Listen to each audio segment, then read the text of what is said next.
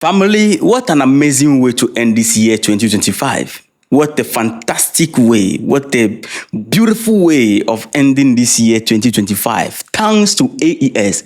One thing that cannot fall, we cannot allow to fall, is the AES. The AES is the last hope of Africa. I'm telling you the truth. You can argue with your keyboard. If you don't believe in the AES, you better do now, because our brothers are not joking. Family, you are welcome. Thank you so much for joining me. Few days, you see that I'm not so active like the normal official survivor you have been seeing, very active. Yes, I've been sick. I've not been feeling very well at all. Especially the last 3 days. It wasn't easy at all. My body was fading. I feel like I will not see 2026. But yeah, I went into the bush and then plucked out some herbal medicine. We call it bitter leaf. You know bitter leaf? Yes.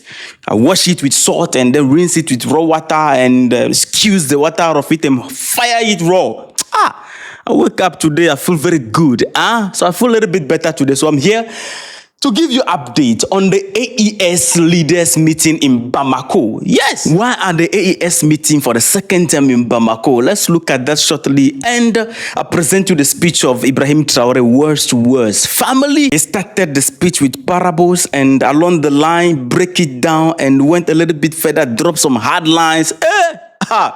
Anyway, the AES leaders, the head of state of the Alliance of Sahel, Mali, Niger, Burkina Faso, they are meeting in Bamako, Mali, for the second session of the College of Head State of AES Confederation. The summit run over 2 days, from 22nd to 23rd December 2025. And their focus and main objective is to evaluate their progress and next step in the operationalization of the AES Confederation. Furthermore, strengthen cooperation on security and defense, especially through the joint military forces tasked in fighting terrorism in the Sahel. In addition to that, the inauguration of the shared institutional structure, notably the Confederation television broadcaster, to promote the shared narrative and counter disinformation. These people are not joking. Recently, we are here. These people, they launched their AES card. They launched the biometric card. We are not done talking about that. They launched the regional bank.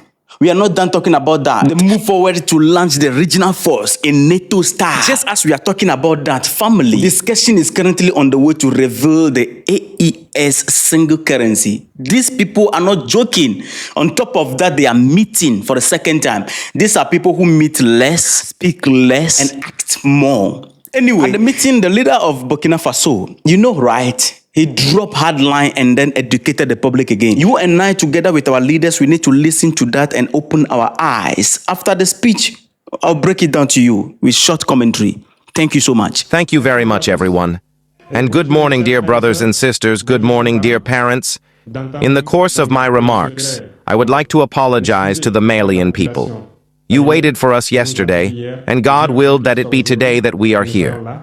We give thanks for all His blessings and for this wonderful day that allows us to meet here in Bamako for the second session of the College of Heads of State of the AES Confederation. I would also like to pay a strong tribute to our brave fighting forces who are doing colossal work on the ground and who make it possible for us to gather here today to come together in the name of our populations. I will apologize once again in advance to those who may be offended by my words, because I will not mince my words. Once again, we are going to address a word that resembles Africa. You have certainly all already heard of the Arab Spring, that phenomenon which shook the geopolitics of the Arab world, passing through the Maghreb, into Africa, and even Asia. It manifested itself with often disastrous consequences, deaths, divisions in some places, and unprecedented political upheavals in others. And I believe that all Africans should understand what this phenomenon is, where it comes from, and what must be done to protect ourselves from such a phenomenon. Unfortunately, we regret to observe that some Africans are not waking up. What I am about to say is only my personal thought, my own analysis. Something is coming upon West Africa. I call it the Black Winter. The Black Winter is coming. It will be a very cold winter, a bloody winter, a deadly winter. You will ask me why. Well, when we founded the AES Confederation, we felt this cold approaching. And every single day, we strive to find firewood to light a fire that will warm the hearts of Africans, a fire that will warm African mindsets and African blood, to unite you around it. We have also worked tirelessly to hunt the wolf, to try to use its skin to make coats, to protect ourselves from the cold of winter. We have worked hard to build mountains, great mountains, to break the winter winds that should crash upon our communities. Unfortunately, we are forced to observe that some black people are there every day, pouring fresh water on our firewood so that it cannot burn. They turn themselves into wolves, so that we, the wolf hunters, cannot surprise the wolf. When we want to build our mountains, they break the stones so that we cannot succeed. Yet winter is coming. And when winter comes, should we allow those who fought against us to come and shelter themselves with the coats we made, with the mountains we built, to protect ourselves from the winds, or to warm themselves with us around the fire? That is the question we must ask ourselves. Because when winter comes, where will Pan-Africanism be? Winter will come because war is moving into West Africa. Imperialists are doing everything to set West Africa ablaze. But from the highest levels of the state down to certain segments of the population, either we pretend not to see the danger coming, or we ourselves are complicit in what is about to happen. Chaos could take hold. I say could take hold. Many people could die.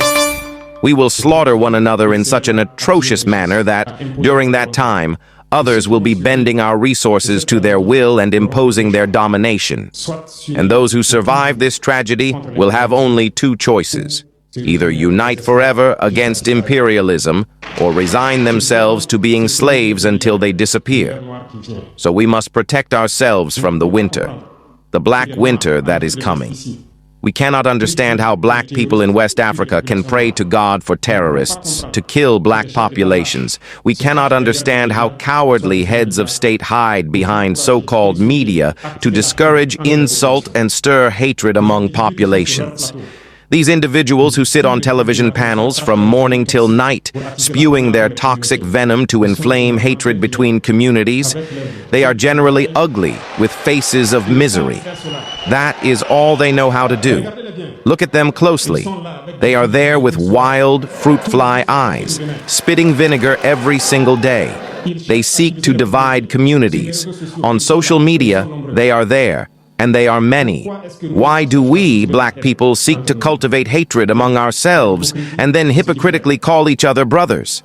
We must tell ourselves the truth in a very raw manner. Even if it offends, we will apologize. But we must wake up. Why is the black man like this?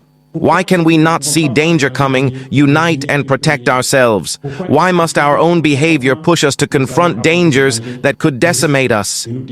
But others have closed their ears. They pretend not to hear. Some peoples are comfortable with colonization. They love domination. It is as if they are calling out to the imperialists, "Come colonize us. We love being your slaves." We often ask ourselves questions when we see the reactions of these so-called intellectuals. Brainless individuals who spend entire days engaging in debates with total indignity and dishonesty, as if they do not see the reality and the examples before us. There are many examples where democracy does things contrary to the very rules it has set for itself, and they close their eyes to that. But they are quick to call us tyrants or putschists. But be sure of one thing: we are united, and we will remain united. We must open our eyes. The AES will evolve. Everything is not necessarily rosy. Everything cannot move at the pace we wish. But we are moving forward calmly, and we will reach our objective. And when winter comes, if we must go through winter to be free, to be united, we pray to God that it be so, and that He protects our populations. One thing is certain: the AES will prevail. The AES will grow. Remain calm, because we trust our populations. We trust you. We know you understand that no manipulation today can divide us. No manipulation can make us hate other people. No manipulation must push us to respond with physical violence against these individuals who have understood absolutely nothing. Remain calm. Do not respond physically. We will respond through communication until they themselves change their methods of action. And we will also respond according to the methods used. Remain calm. God will protect the AES. May God protect all the populations of the AES. May God accompany you all in your objectives. God is just. He fights for those who fight. We are fighting. We are a resilient people, the most resilient in the sub-region. No one would have believed that you could endure what you are currently enduring. We will defeat terrorism. We will develop. We will assert ourselves. We will take our place in the concert of nations. May God bless the AES. May God bless our resilient and resistant population. May God unite us even more. Fatherland or death, we shall overcome. Thank you. Thank you. Lovely people, this is not just a normal speech, like how politicians come and then they speak, how our leaders come and speak to us. What Ibrahim Traoré is warning us about is not Burkina Faso alone. He's talking about West Africa. I mean, even Africa as a whole.